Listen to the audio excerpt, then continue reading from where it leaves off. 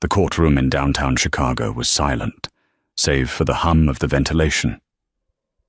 Chantel stood by the plaintiff's table, smoothing her Prada skirt, a smug, untouchable smile painted on her red lips. She looked directly at Victoria, the woman whose life she had systematically dismantled, and winked. It was over. Harrison had won. The prenup was ironclad, and the character assassination was complete.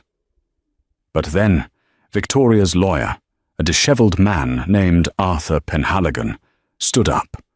He didn't object. He didn't argue. He simply pressed a button on a small, black recorder. The first 3 seconds of static made Chantel roll her eyes, but the voice that followed froze the blood in her veins. It wasn't just an affair. It was a confession to a crime no one knew had been committed. The cracks in a marriage don't always appear with a scream or a thrown vase. Sometimes they appear in the silence between the clinking of silverware at a dinner party. For Victoria Sterling, the silence had been deafening for 6 months. She sat at the head of the mahogany table in their sprawling estate in Lake Forest, Illinois. The room was filled with the city's elite, investment bankers, real estate moguls, and the sort of socialites who air-kissed without their skin ever touching. Her husband, Harrison Sterling, was holding court at the other end. Harrison was 45, handsome in a way that felt manufactured, with perfectly coiffed silver fox hair and a smile that didn't quite reach his icy blue eyes. He was the CEO of Sterling Dynamics, a logistics firm that had recently secured a massive government contract. "To Harrison!" raised a glass from the side. It was Clifford Baines, Harrison's CFO and oldest friend. To the man who turns everything he touches into gold. "To Harrison!" the table echoed. Victoria raised her glass of sparkling water. She had stopped drinking wine when Harrison began making comments about her puffy face in the mornings, and took a sip. As she set the glass down, she caught it. A glance. It was fleeting, lasting no more than a second. Harrison's eyes darted to his right, toward the woman sitting next to Clifford. Chantel. Chantel Vance was technically a junior legal consultant for the firm, but tonight she was dressed in a gown that cost more than her annual salary. It was a backless emerald silk number that clung to her like a second skin. She was 26, sharp-featured, and possessed a laugh that sounded like wind chimes. Harrison looked at her, and for that split second, the mask of the stoic CEO dropped. It was a look of hunger, possessiveness. Victoria felt a cold knot tighten in her stomach. She looked down at her plate, pushing a piece of roasted asparagus around. "You're imagining it," she told herself. "You're paranoid. Harrison is busy. He's stressed. But the intuition of a wife of 15 years is rarely wrong." Later that night, after the guests had filtered out into the crisp autumn air, Victoria found Harrison in his study. He was loosening his tie, pouring a glass of scotch. "Excellent night, don't you think?" he said without turning around. "It was lovely," Victoria replied, leaning against the doorframe. "Chantel seemed very comfortable tonight." Harrison paused, the glass halfway to his lips. He turned slowly, his face an unreadable mask. "She's a bright girl. Clifford values her input." "Why?" "No reason," Victoria lied. "She just seemed to be looking at you a lot." Harrison chuckled, a dry, dismissive sound. "Don't start this, Victoria, not tonight. I have a 6 a.m. flight to Zurich for the banking conference. I don't have the energy for your insecurities." Insecurities. That was his favorite word lately. Whenever she asked about late nights, unexplained charges, or the smell of a perfume that wasn't hers, it was her insecurity. "I'm sorry," she whispered, the fight draining out of her. "Just go to bed," he sighed, turning back to his desk. Victoria went upstairs, but she didn't sleep. Instead, she sat by the window, watching the driveway. Around 2:00 a.m., a black sedan pulled up. Harrison walked out with his carry-on, but he didn't get into the back seat immediately. He leaned into the passenger window and spoke to the driver for a moment. The interior light of the car flickered on. The driver wasn't a chauffeur. It was a woman with blonde hair tied back. It was Chantel. Victoria watched, her breath fogging the glass, as her husband leaned in and kissed the woman. Not a friendly peck, but a deep, lingering kiss. Then he got in, and they drove away into the night. Victoria didn't scream. She didn't cry.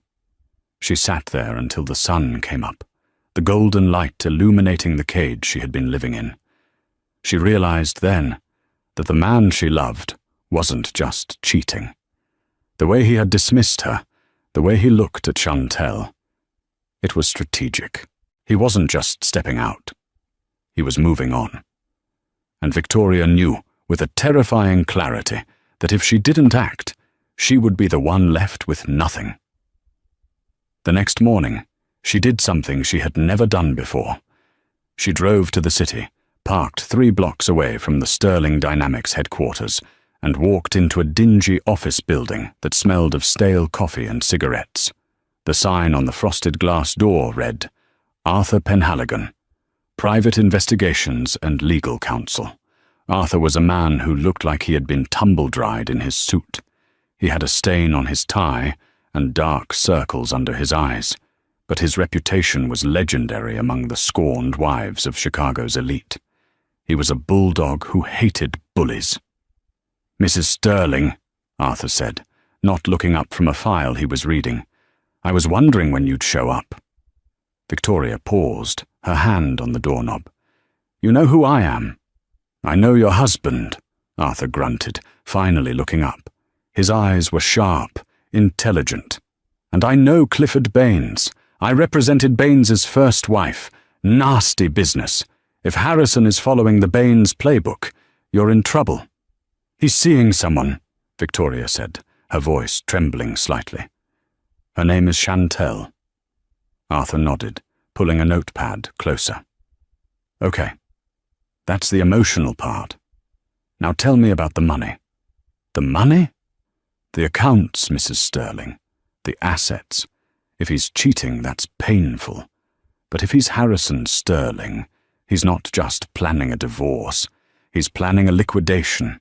He's going to hide the money, bankrupt the marriage, and leave you with the debt. We need to move fast." The speed at which a life can dismantle is frightening.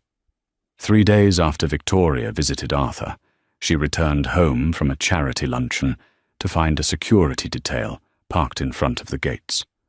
They weren't the usual Sterling Dynamics security. These were men in dark uniforms she didn't recognize. She pulled her Range Rover up to the gate, pressing the clicker. Nothing happened. "Ma'am," a burly guard said, stepping out of the booth. "I can't let you in." "Excuse me." Victoria laughed nervously. "I live here. My husband is Harrison Sterling. Mr. Sterling has obtained a temporary restraining order against you, effective immediately," the guard said, his face void of emotion. He handed her a thick manila envelope through the window. "You are not permitted within 500 feet of the property or Mr. Sterling. Restraining order?" "For what?" Victoria screamed, her hands shaking as she tore open the envelope. The legal jargon swam before her eyes, but certain phrases jumped out. Domestic abuse, mental instability, threat to safety, attempted embezzlement. "He's accusing me of hitting him?" Victoria gasped. "I've never touched him." "You need to leave, Mom, or I call the police. My clothes, my jewelry, my medication. Mr. Sterling will have a bag of essentials sent to wherever you are staying. Now please turn the vehicle around." Victoria reversed the car, tears streaming down her face, blinding her. She grabbed her phone to call Harrison. Blocked. She called Clifford. Straight to voicemail. She opened her banking app. Access denied. She tried her credit cards. Declined. In the span of an afternoon, Harrison had frozen her out of 20 years of her life. She had $40 in cash in her purse and half a tank of gas. She drove to the only place she could think of, a small, budget motel on the outskirts of O'Hare Airport. The room smelled of mildew and industrial cleaner. She sat on the edge of the sagging bed and dialed Arthur Penhaligon. "He locked me out," she sobbed. "I know." Arthur's voice was calm, almost resigned. "I just got the electronic filing.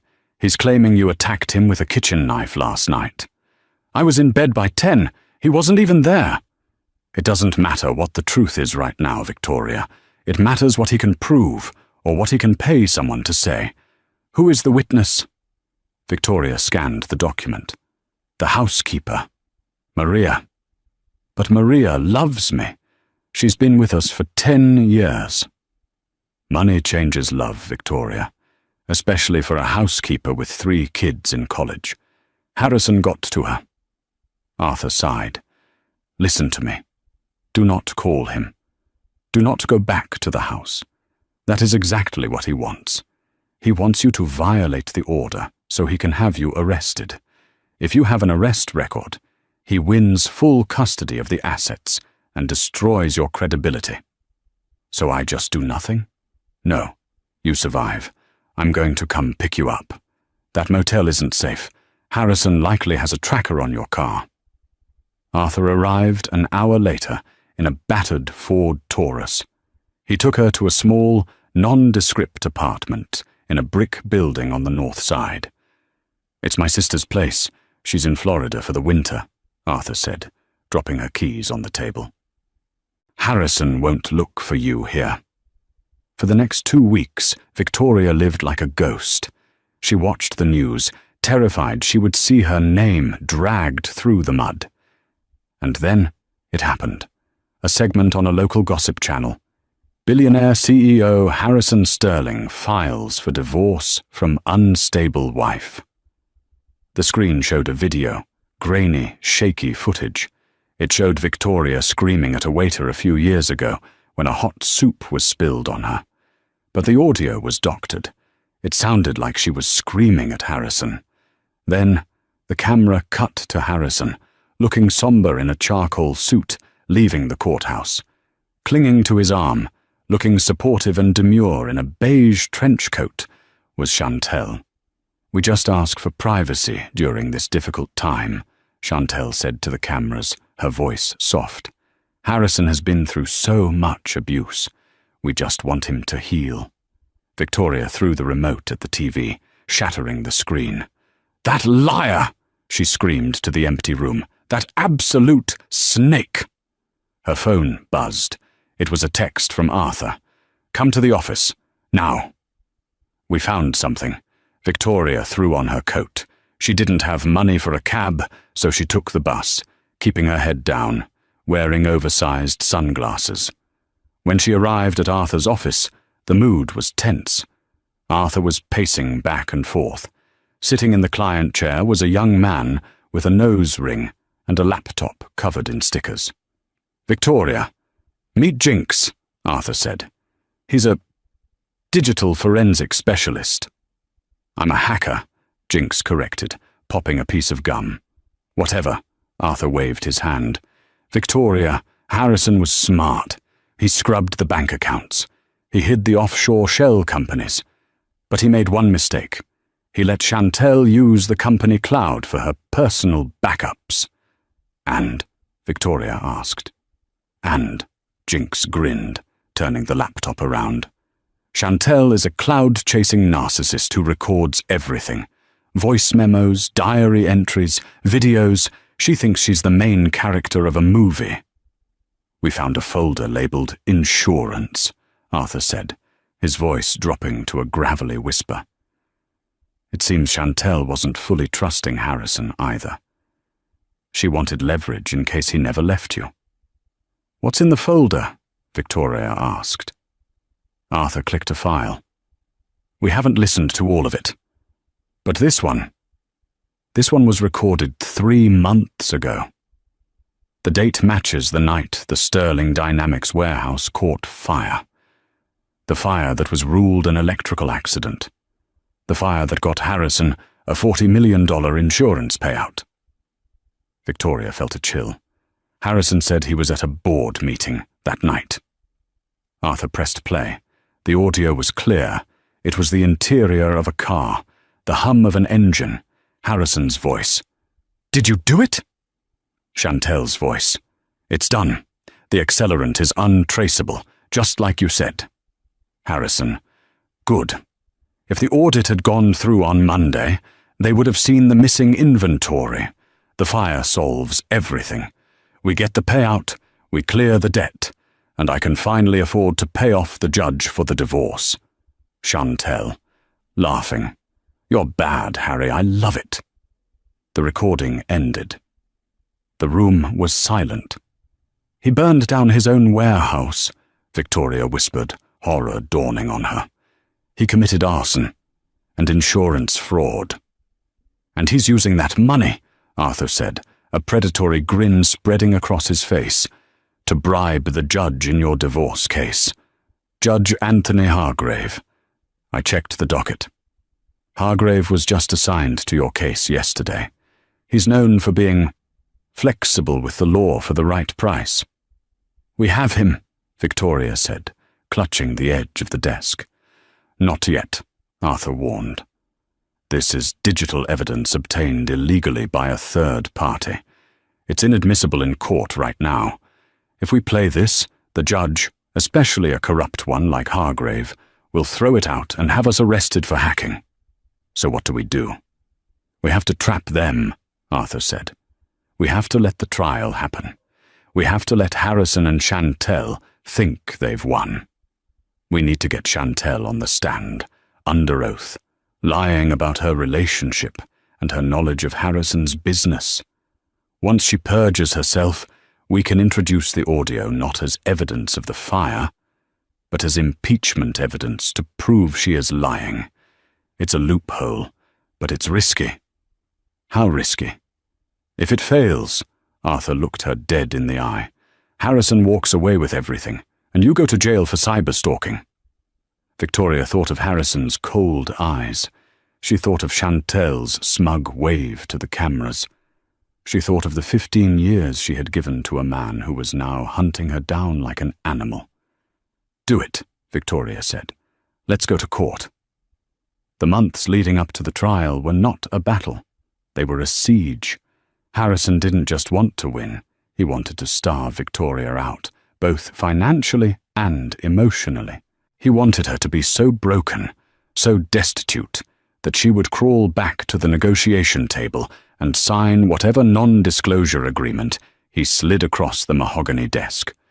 Victoria, a woman who used to worry about whether the floral arrangements for the spring gala were the correct shade of peach, now worried about whether she could afford heating oil for the apartment. She got a job at a 24-hour diner in a gritty part of the South Loop. It was cash in hand, under the table, because Arthur had warned her that any official income would be tracked by Harrison's forensic accountants and used to argue that she was financially independent and didn't need alimony. It was a Tuesday night, raining hard against the neon-lit windows of Sal's diner, when the humiliation truly set in. The door chimed, and a group of women walked in, shaking off their umbrellas. They were dressed in furs and designer rain boots, likely coming from the theatre district. Victoria froze. She recognized the leader of the pack immediately. It was Beverly Halloway, the chairwoman of the Botanical Garden Board, a board Victoria had sat on for 5 years. Victoria tried to make herself small behind the counter, adjusting her stained apron, but there was nowhere to hide. "Table for 4, and coffee immediately, it's freezing," Beverly commanded, not looking at the waitress. Victoria walked over, pot in hand, head down. "Regular or decaf?" she whispered. Beverly looked up, annoyed by the quiet volume. "Regular, obviously, and—" She stopped. Her eyes widened, scanning Victoria's face. The recognition was slow, then horrifying. "Victoria," Beverly gasped, her hand flying to her pearl necklace. "Oh my God! Victoria Sterling!" The other women turned, their eyes hungry for gossip. "It's just Victoria now," she said, her voice shaking but her chin held high. "Coffee?" I heard about the trouble," Beverly stammered, looking at Victoria's chipped nails and the grease stain on her uniform. "Harrison said you had completely lost your mind, that you ran away to join a cult or something." "Is that what he said?" Victoria poured the coffee, her hand steady despite the rage boiling in her blood. "Harrison has a vivid imagination." "Well," Beverly sniffed, regaining her composure and looking at Victoria with pity that felt worse than scorn. "It's clearly taken a toll. Maybe you should call him, dear. Apologize. He's a forgiving man." "There is nothing to apologize for," Victoria said coldly. "Enjoy your coffee." She walked away, feeling their eyes burning holes in her back. She heard the whispers erupt before she even reached the kitchen. By morning, the entire social circle would know. Victoria Sterling is waitressing at a greasy spoon, but the humiliation was fuel.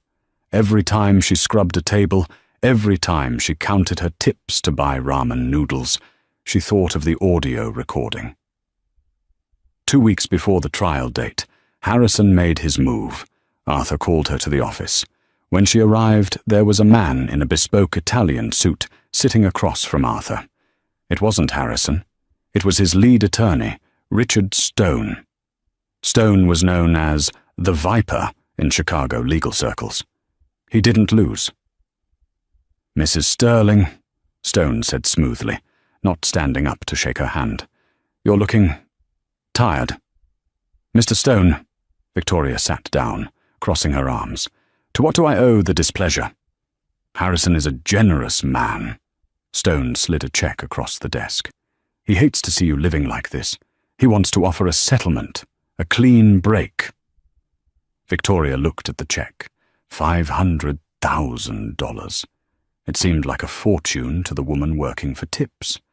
But compared to the Sterling estate, which was worth upwards of $200 million, it was an insult. It was pennies. "The condition," Stone continued, "is that you sign a full admission of guilt regarding the domestic abuse charges, grant Harrison a full divorce with prejudice, and sign a lifetime NDA preventing you from ever speaking about him or his company again." "He wants me to admit to a crime I didn't commit?" Victoria asked. "He wants closure," Stone smiled, a shark-like baring of teeth. "And let's be honest, Victoria, you have Arthur here, who is a spirited attorney. But you're going up against sterling dynamics. We have retained expert witnesses, character witnesses, and we have the judge. You are going to lose. You will walk away with nothing, and you will likely have a criminal record. Take the $500,000. Go move to Arizona. Start over." Arthur stayed silent, letting Victoria lead. He had told her beforehand, "This is the test. If you take the money, they win." Victoria picked up the check. She looked at the zeros. She thought about the warmth of her old house. She thought about the safety. Then she thought of Chantel driving her car. She thought of Harrison burning down his own warehouse. She looked at Stone. "Tell Harrison," Victoria said, slowly tearing the check in half, then in half again, "that I don't want his charity. I want half, and I want the truth." She threw the confetti-like pieces of paper into Stone's face. Stone's smile vanished. He stood up, buttoning his jacket. "You're making a grave mistake, Mrs. Sterling. We will destroy you in that courtroom. We won't leave enough of you to sweep up." "Get out of my office," Arthur growled. When the door closed, Arthur exhaled a cloud of smoke. "You got guts, kid, I'll give you that." But he wasn't lying about the judge. Hargrave denied my motion to suppress the doctored video yesterday. He's letting it in. "The video where I'm screaming at the waiter?" "Yes. They're going to play it to the jury to prove you have uncontrollable rage issues." "It's not fair," Victoria whispered. "It's not about fair." Arthur opened his drawer and pulled out the flash drive containing Chantel's audio. "It's about who has the ace of spades, and we have to hold ours until the very last second. If we play this too early, Stone will find a technicality to exclude it. We have to wait until they feel safe." The day of the trial, the steps of the Cook County Courthouse were swarming with reporters. Harrison had clearly tipped them off. He arrived in a black SUV, flanked by security. He looked devastatingly handsome and somber, wearing a dark blue suit and a tie that suggested mourning. Chantel was not with him, a calculated move. He needed to look like the lonely, abused husband, not the playboy with a mistress. Victoria arrived in a taxi. She wore a simple grey suit she had bought at a thrift store. She wore no makeup. She wanted the jury to see her face, the fatigue, the honesty. The courtroom was freezing. Judge Anthony Hargrave sat on the bench, a man with a face like a bulldog and a reputation for favouring the wealthy. He barely looked at Victoria when she entered. "All rise," the bailiff boomed. The trial began with Richard Stone's opening statement. It was a masterclass in fiction. He paced before the jury, painting a picture of Harrison as a saint who had tried to save his mentally ill wife. "Ladies and gentlemen," Stone crooned, "you will hear stories of a woman consumed by jealousy, by alcohol, by paranoia.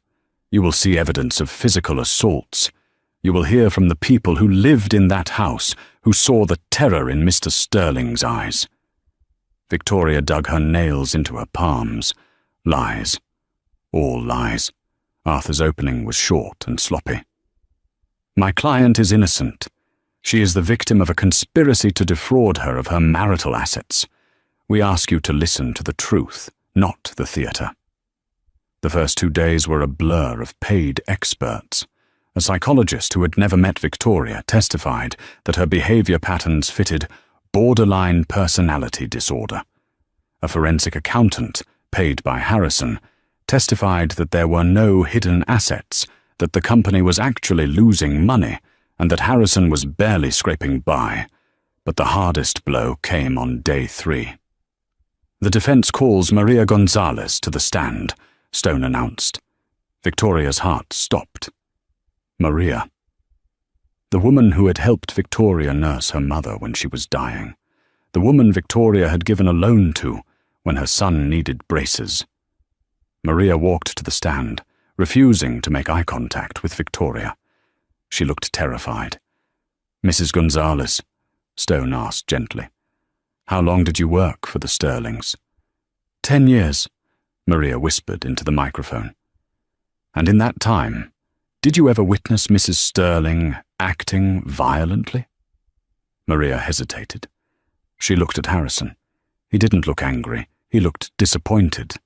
It was a look that said, "Remember the money I gave you." "Yes," Maria said, a tear sliding down her cheek. She threw things. Bottles. Plates. "Did you ever see her strike, Mr. Sterling?" "Objection," Arthur stood up, leading the witness. "Overruled," Judge Hargrave grunted. "Answer the question." I saw her hit him," Maria sobbed. "On Christmas Eve, she hit him with a wine bottle." The courtroom gasped. Victoria stared at Maria, her mouth open in shock. "Christmas Eve?" On Christmas Eve, they had been volunteering at a soup kitchen together.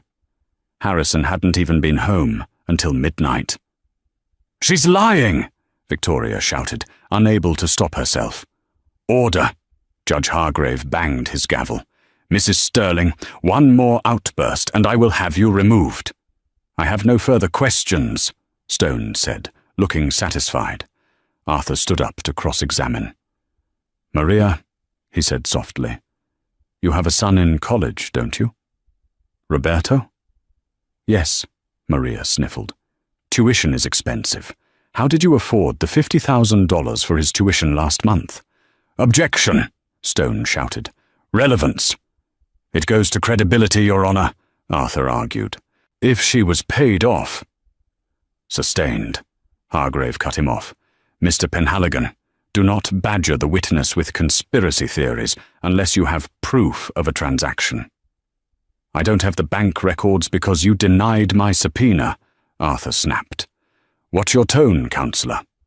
Move on." Arthur looked defeated. He sat down. Maria stepped off the stand, still weeping, avoiding Victoria's gaze. Then it was Harrison's turn. He took the stand with the grace of a politician. He spoke about how much he loved Victoria, how hard he tried to get her help. He produced a bruised arm photo, clearly makeup or an injury from kickboxing, and claimed Victoria had done it with a golf club. "I didn't want to divorce her," Harrison said, his voice breaking perfectly. "I wanted to save her.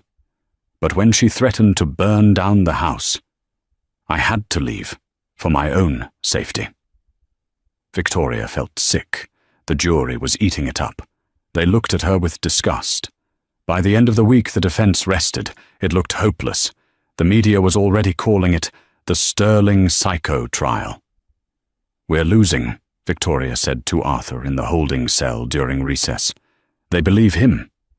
"They believe the show," Arthur said, loosening his tie. "Now it's time to change the channel. Are you ready for the main event?" "Is it time?" "It's time. We call Chantel." When they returned to the courtroom, Arthur stood up. The plaintiff calls Chantel Vance to the stand. A murmur went through the room. Harrison stiffened. He whispered something furiously to Stone. Stone stood up. "Objection, Your Honor. Miss Vance has no relevance to this case. She is an employee of Sterling Dynamics. This is a fishing expedition to embarrass my client." "On the contrary," Arthur said coolly. "Miss Vance is listed as a personal assistant on the payroll, yet she has access to executive accounts. We believe she has insight into the financial struggles Mr. Sterling testified to." Judge Hargrave looked annoyed. He wanted to sustain it, but denying a witness entirely without cause was grounds for a mistrial appeal. "I'll allow it, but keep it brief, Penhaligon. If this turns into a tabloid session, I'm shutting it down." The doors at the back opened. Chantel walked in. She looked stunning, but she also looked nervous. She was wearing a modest navy dress, trying to look professional. She walked to the stand, swearing on the Bible. Harrison caught her eye and gave a subtle nod. "Stick to the script." Arthur approached the stand. He didn't hold any papers. He just leaned against the railing. "Miss Vance," Arthur began, "what is your relationship with Mr. Sterling?" "I'm a junior legal consultant for Sterling Dynamics," she said, her voice steady. "Is that strictly professional?" "Yes." "So, you have never had a romantic relationship with Harrison Sterling?" "Objection!" Stone shouted. "Goes to bias," Arthur countered quickly. "Overruled," the judge sighed. "Answer."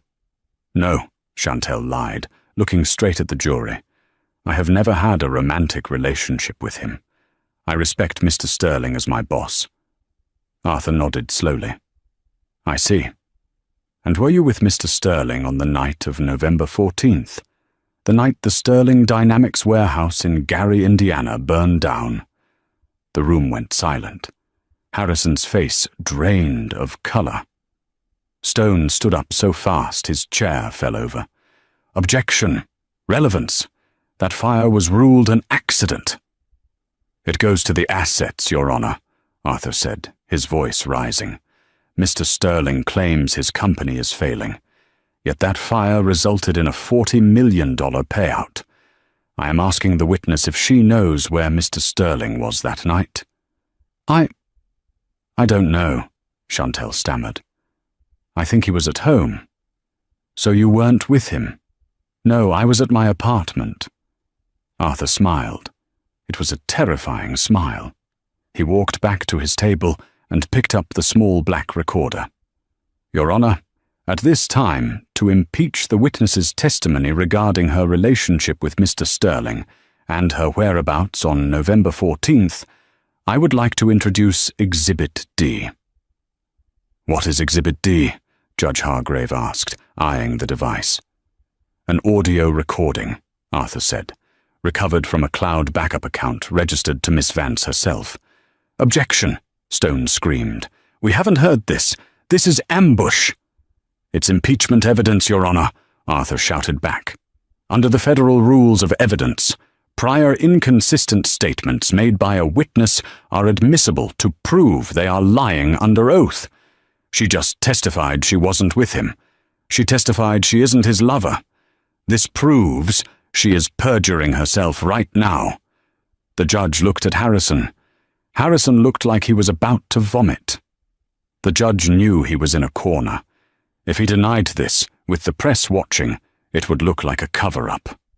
"I will allow the jury to hear it," Hargrave said through gritted teeth. "But if this is irrelevant, Mr. Penhaligon, you will be held in contempt." Arthur turned to the jury. He looked at Chantel, whose smug smile had vanished, replaced by trembling fear. He looked at Harrison, who was gripping the table so hard his knuckles were white. "Ladies and gentlemen," Arthur said, "listen closely." He pressed play. The static hissed for 3 seconds. Then Chantel's voice filled the silent courtroom, amplified by the microphone Arthur held next to the speaker. "It's done. The accelerant is untraceable, just like you said." Chantel gasped, her hands flying to her mouth. Harrison's voice. "Good. The fire solves everything. We get the payout, and I can finally afford to pay off the judge for the divorce." The air was sucked out of the room. Arthur paused the tape right there. He didn't need to play the rest. The mention of paying off the judge hung in the air like a guillotine blade. Slowly, every head in the courtroom turned toward the bench, toward Judge Anthony Hargrave. The judge's face was a mask of purple rage and terror. Arthur looked up at the judge. "Shall I continue playing the tape, Your Honor? Or has the witness's credibility been sufficiently impeached?" This was the pivot point, the moment where the prey became the predator. The silence that followed the word judge on the tape was heavier than any scream. It was a vacuum, sucking the air out of the room. Judge Anthony Hargrave sat frozen on the bench.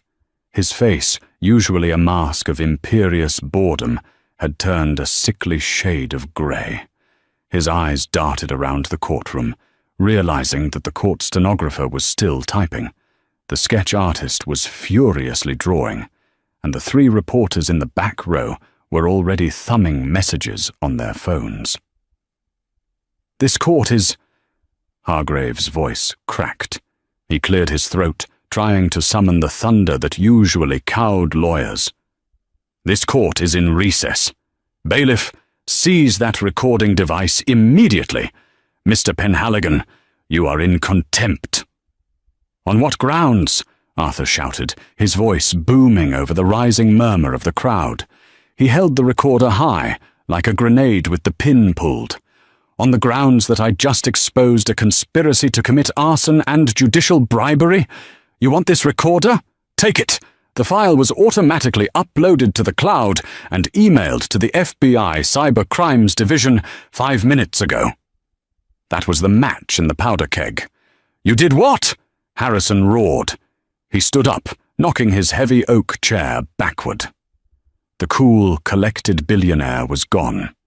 In his place was a cornered animal. His eyes were wild, veins bulging in his neck. He lunged toward the plaintiff's table, toward Victoria. "You ruined me! You ungrateful—" "Mr. Sterling, sit down." Richard Stone grabbed his client by the arm, wrestling him back. "Harrison, shut up! Don't say another word." But the chaos had spread to the witness stand. Chantel was trembling so violently, her teeth chattered. She looked at Harrison, seeing the pure, unadulterated rage in his eyes, rage that was now directed at her for keeping the recording. She realized in that split second that the protection Harrison had promised her was a myth. If the ship was sinking, he would use her body as a raft. "It wasn't my idea," Chantel screamed, leaping to her feet. She pointed a shaking finger at Harrison. "He made me do it. He told me if I didn't drive the car, he'd fire me and ruin my career. I was scared." "Chantel, shut your mouth," Stone bellowed, looking like he was trying to hold back a tidal wave with a paper umbrella. "I won't," Chantel sobbed, turning to the jury, her mascara running in dark streaks down her face. "He planned it all. The fire in Gary, the insurance payout. He told me he paid Judge Hargrave $50,000 in cash through a shell company called Titan Consulting to guarantee the divorce ruling. I have the ledger. I have the ledger on my laptop." "Lies." Judge Hargrave hammered his gavel so hard the handle snapped. "Bailiff, arrest that woman. Clear the court." But the bailiffs didn't move toward Chantel. They didn't move toward Arthur. Two of the court officers looked at each other, then looked at the judge with suspicion. They had heard the tape. They heard the confession. They weren't going to protect a corrupt judge against the FBI. The doors at the back of the courtroom burst open. It wasn't the press. It was a team of 4 men in windbreakers with FBI emblazoned on the back. Leading them was a tall woman with a badge on her belt. "Federal agents," she announced, her voice cutting through the din. "Nobody move." Harrison froze. He looked at the agents, then at the exit, calculating the distance. "Harrison Sterling," the lead agent said, walking down the center aisle. "We have a warrant for your arrest on charges of arson, wire fraud, and conspiracy to obstruct justice." She looked up at the bench. "And Judge Hargrave, we'd like a word with you in your chambers. Now." Harrison slumped back into his chair, burying his face in his hands. Victoria stood amidst the storm, perfectly still. She watched the man who had terrorized her, the man who had made her feel small and worthless for years, shrink until he was nothing. She looked at Chantel, who was now hyperventilating and being read her rights by an agent. Arthur leaned over to Victoria. "I think," he whispered, a cigarette unlit in his hand out of habit, "that counts as a win." Victoria didn't smile. She didn't cheer. She just felt a massive, crushing weight lift off her chest. "Is it over?" "The trial is over," Arthur said. "But the show? The show is just getting started." As the agents hauled Harrison up, handcuffing his wrists behind his back, he passed by Victoria. He stopped for a second, looking at her with a mix of disbelief and hatred. "You are nothing without me," he spat. "You'll be back to waiting tables in a month." Victoria looked him in the eye. "I'd rather wait tables for the rest of my life than spend one more minute being your wife. Goodbye, Harrison." The press caught the shot of Harrison Sterling being shoved into the back of a squad car, and it was on the front page of every newspaper in the country within the hour. The fallout was nuclear. In the weeks following the courtroom disaster, the Sterling empire crumbled with breathtaking speed. The board of directors of Sterling Dynamics voted to oust Harrison as CEO within 24 hours of his arrest. The stock price plummeted, but interestingly, it stabilized when news broke that the arsonist CEO was gone. Judge Anthony Hargrave resigned in disgrace 2 days later. The investigation revealed not just the bribe from Harrison, but a history of favors for Chicago's wealthy elite. His rulings were being overturned en masse. He was facing 20 years in federal prison. Chantel Vance took a plea deal. In exchange for testifying against Harrison and the judge, she was given a reduced sentence of 2 years for accessory to arson. Her social media accounts, once filled with glamorous selfies and inspirational quotes, were now flooded with hate comments until she deleted them. She had wanted to be famous. She had gotten her wish, but not in the way she imagined. And Victoria? Victoria sat in the conference room of Sterling Dynamics, a room she had been barred from entering just a month ago. Across the table sat Clifford Baines, the CFO who had toasted Harrison and ignored Victoria's suffering. He looked diminished, sweating in his suit. Next to him was the company's new legal counsel. "Mrs. Sterling," Clifford said, his voice trembling, "we are prepared to offer you the full settlement. The prenup has been invalidated due to Harrison's fraud. You are entitled to 50% of his assets, including his shares in the company." "I don't just want the money, Clifford," Victoria said calmly. She was wearing a new suit, white, crisp, authoritative. "Harrison's shares give me a controlling interest in this company. I am now the majority shareholder." Clifford swallowed hard. "Yes, technically." "And as majority shareholder," Victoria continued, sliding a folder across the table, "I have some concerns about the leadership that allowed this culture of corruption to fester. You knew about Chantel, Clifford. You knew about the fire. You signed off on the insurance claim." I was following orders," Clifford squeaked. "A CFO's duty is to the shareholders, not the CEO's criminal whims," Victoria said. "You're fired. You can't do that." "I just did. Security will escort you out." As Clifford was led away, protesting weakly, Victoria stood up and walked to the floor-to-ceiling window, looking out over the Chicago skyline. Arthur was sitting in the corner, eating a bagel. "Not bad for a waitress," he mumbled. "I learned a lot about cleaning up messes in that diner," Victoria said, turning to him. "Arthur, send the bill. A big one."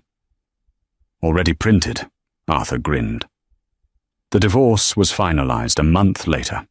Harrison, denied bail due to flight risk, thanks to his hidden offshore accounts, signed the papers in a visitation room at the Metropolitan Correctional Center. He looked older. His silver hair was unwashed, his face gaunt. "You took everything," Harrison whispered through the plexiglass. "I took what was mine," Victoria corrected. "I took my life back. The money? That's just compensation for the 15 years I wasted listening to you." She stood up to leave. "Victoria," Harrison called out, a note of desperation in his voice. "I can fix this. When I get out, we can talk. I can explain." Victoria didn't even pause.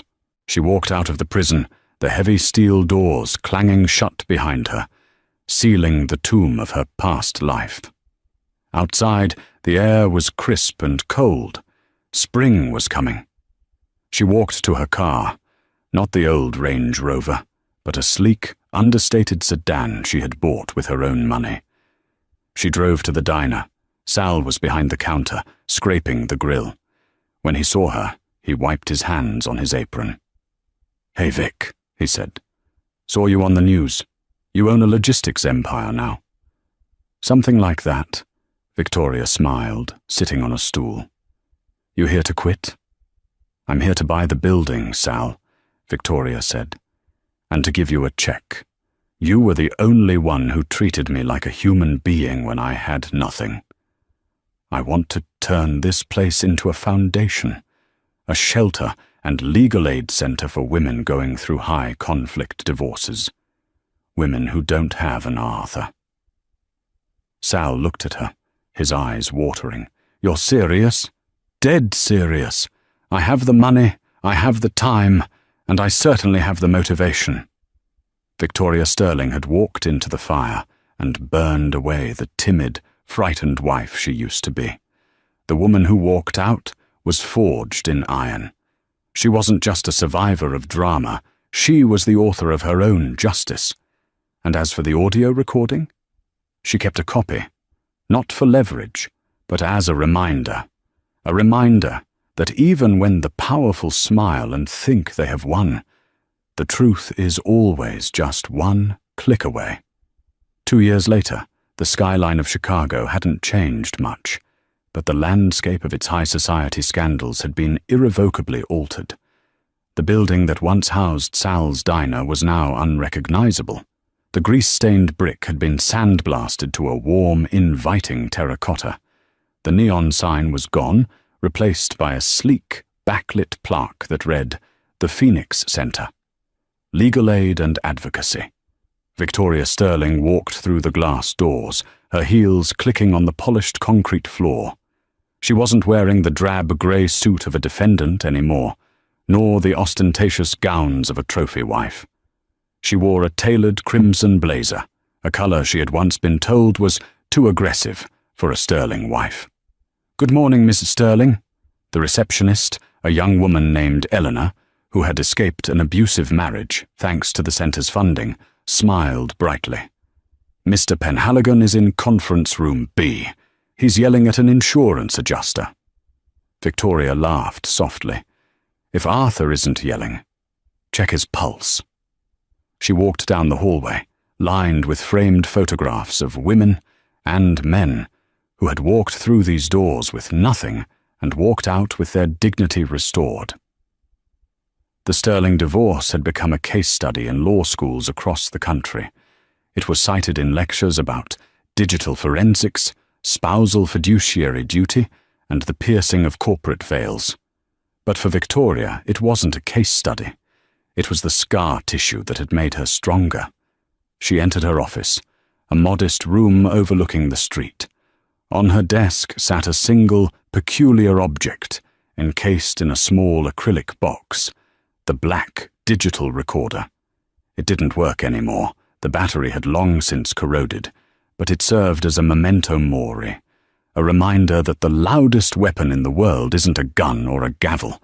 It is the truth, spoken when no one thinks they are being heard.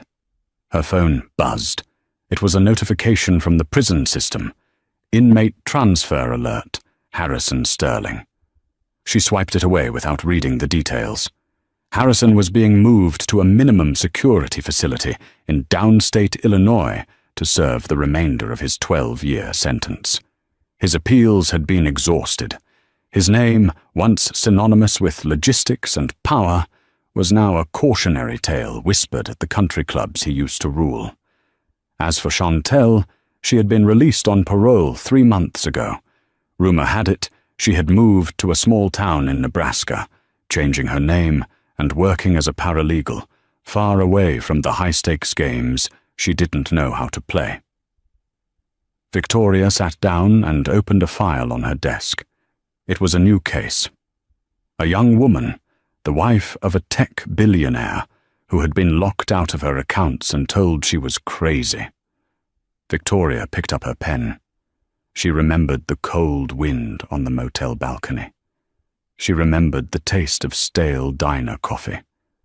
She remembered the fear. Then, she remembered the look on the judge's face when the tape played. She pressed the intercom button. "Elena, send the new client in, and tell Arthur to get the forensic accountant on the line. We're going to war."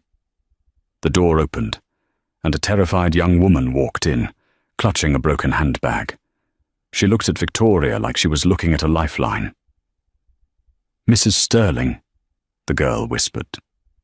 They said you could help me, but I don't have any money. He took it all." Victoria stood up, walking around the desk.